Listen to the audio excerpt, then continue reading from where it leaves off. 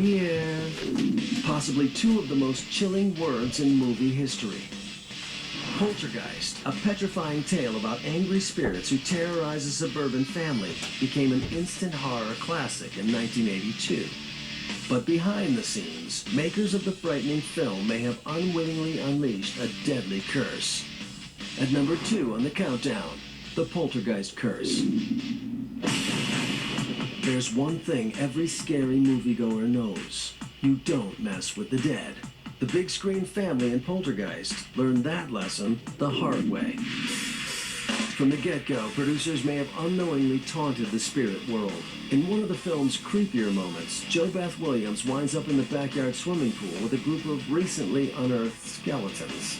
It turned out that the film producers actually used real skeletons, and so the curse was seen as like a retribution for that. Cast and crew talk about scary things happening on and off the set. JoBeth Williams reportedly came home each day to find her pictures askew on the wall. I began to get very creeped out. Somebody trying to send me a message. Curses on those who disturb the dead go back to the days of the ancient Egyptian pharaohs, but it appeared the same hexes held true in Hollywood. Poltergeist premiered in June 1982 and became one of the highest-grossing horror movies of all time. But beyond the box office, the curse may have led several of the film's cast members to an early grave.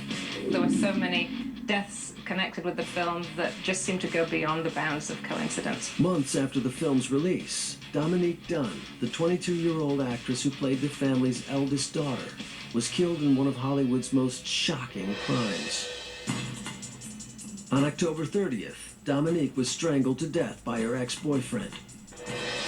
This guy, this big man, grabbed her by the neck and picked her up off her feet, this little girl, and carried her to the next yard. Dominique's killer was convicted of manslaughter and served less than 4 years in prison. But the curse wouldn't rest until it got what it wanted.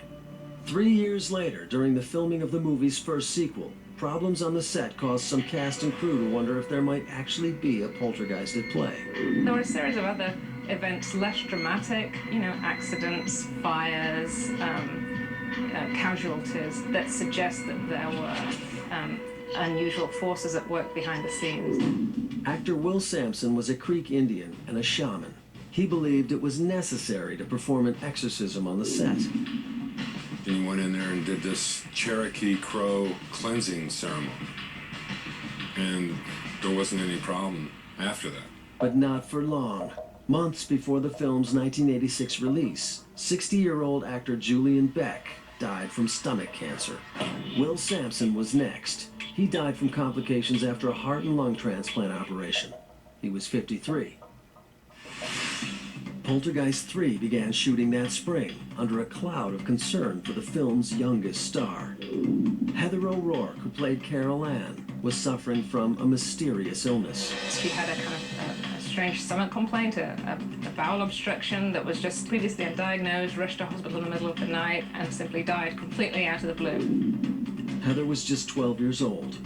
A swirl of controversy surrounded her death, but the studio decided to release the film anyway.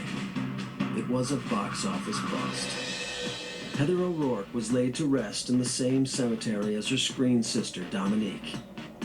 After 4 deaths, plus a number of accidents, fires, and mishaps, the trilogy was finished. To date, there are no plans for a Poltergeist 4. Coming up, did conjuring up dark forces invite death and destruction onto the set of this big-budget blockbuster?